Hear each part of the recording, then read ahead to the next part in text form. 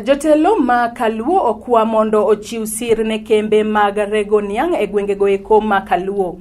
Akoloso kod od fwambo marwa mar Lolwe TV e boma ma Kisumu, ngire Tomo Jenda owacho ni sekta mar sukari osedok chien e piny Luo kendo osekelo ne jopur achiedhnade mathoth. Ngire Ojienda bende odhi mbele ka osiro dwaro mar keto kembe loso sukari e lwet ji giwegi manoeri chenro noero mar privatization. Otieko ka ojiwo jopur mag niang' ni otim kinda gi wach pur wirani mano e yor yuto maduong'. Kaka unadwa wuoye wach mar sugar sector mar sukari mogore piny e Kisumu County.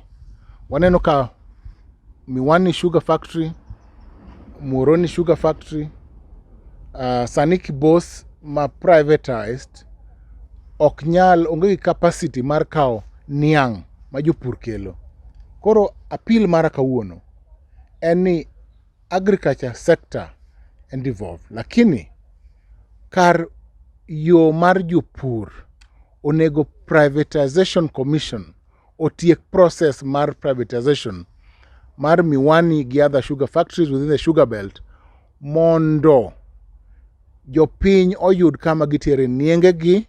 Naneno ka nienge tuo e yo en wach malit kabisa ma onego bedni ma wach ma bedo pushed mondo commission otiek tije mondo oket factories gi e lwet jo ohala mondo gichiew mondo jopur niang' oyud kama itere niang'.